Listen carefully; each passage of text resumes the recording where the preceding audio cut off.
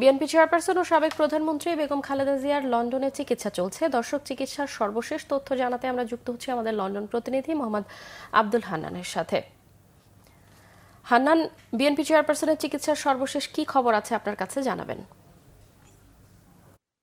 ধন্যবাদ কনক। আপনি যেটি বলছিলেন যে বেগম খালেদা জিয়া 5 দিনের মতো চিকিৎসা নিচ্ছেন লন্ডনে। আমার পেছনে যে ক্লিনিকটি দেখছেন, লন্ডন ক্লিনিকে, এবং সেখানে গতকালকে বেগম জিয়ার ব্যক্তিগত চিকিৎসক ডাক্তার জাহিদ হোসেন যে তথ্য জানিয়েছিলেন, সেটি আমাদের কাছে এখন পর্যন্ত সর্বশেষ আপডেট। এবং সারাদিনই বাংলাদেশের মানুষ বাংলা ভিশনের মাধ্যমে দেখেছে যে বেগম জিয়ার বেশ কিছু পরীক্ষা হয়েছে গতকালকেও, এবং বেশ কিছু ফলাফল হাতে এসেছে। এবং প্রত্যেকটি রোগের ক্ষেত্র বিশেষ, মানে প্রত্যেকটি রোগের দেখে আলাদা আলাদা চিকিৎসক ডাক্তার দেখভাল করছেন, সেটি আমাদেরকে জানিয়েছেন। তবে কোন অর্গানকে গুরুত্ব দিয়ে কাজ করবেন সেটি ডাক্তাররা ডিসিশন নিবেন। তবে ব্যক্তিগত কিছু পার্সোনাল সিকিউরিটির কারণে আর তথ্য জানাতে চাননি ব্যক্তিগত চিকিৎসক ডাক্তার জাহিদ হোসেন। আর যেটি বলছিলাম যে প্রতিনিয়ত সেখানে পরিবারের সদস্যতায় সেখানে রয়েছেন, মানসিকভাবে অনেক উৎফুল্ল রয়েছেন।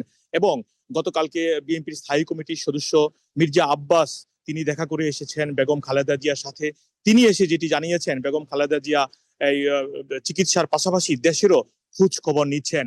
আর একটা বিষয় হচ্ছে, লন্ডনে প্রচন্ড ঠান্ডা পড়েছে, -2-3 হচ্ছে সবসময়। তারপরেও এই লন্ডনের যে ক্লিনিক, সেখানে ঘিরে প্রচন্ড অনেক নেতা কর্মীরা আসছেন, শুধু আসছেন বেগম জিয়াকে এক নজর দেখার জন্য। তবে সেই সুযোগ না থাকলেও তারা মনে প্রাণে বেগম জিয়ার সুস্থতা কামনা করছেন, তার জন্য দোয়া করে যাচ্ছেন। এবং এখানে একটি বড় টিম এসেছে বার্মিংহাম থেকে।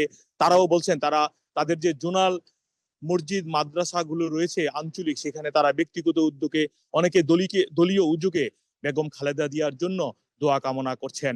আর আজকে হয়তোবা কোনো ব্রিফিং আসতে পারে বিকাল নাগাদ বেগম জিয়ার স্বাস্থ্য বিষয়ক, তখন আমরা আপনাদেরকে আরো বিস্তারিত তথ্য জানিয়ে দিব। এ ছিল আমার কাছে সর্বশেষ। হান্নান, আপনাকে ধন্যবাদ।